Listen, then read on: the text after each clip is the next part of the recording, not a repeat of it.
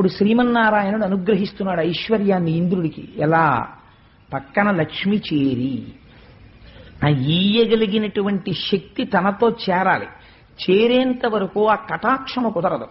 అందుకే వెంకటాచలపతిగా కూడా ఒక గమ్మత్తుంది. ఆయన భూమండలం మీదకి వస్తూనే కటాక్షం చేయలేదు. ముందు ఆయన తపస్సు చేశాడు లక్ష్మీదేవి కోసం. వైకుంఠం నుంచి గదిలో వచ్చేసింది అమ్మవారు, భృగు మహర్షి తన్నాడని వచ్చేసి కొల్హాపురంలో ఉండిపోయింది.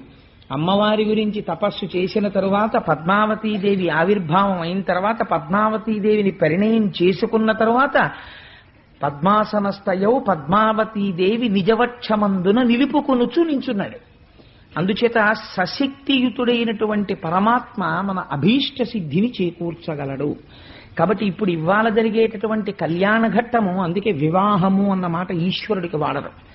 ఇప్పుడు నేనున్నాను అనుకోండి, నాకు ఎప్పుడో పెళ్ళయింది, నాకు అంత కరెక్ట్ జ్ఞాపకం లేదు కానీ సంవత్సరం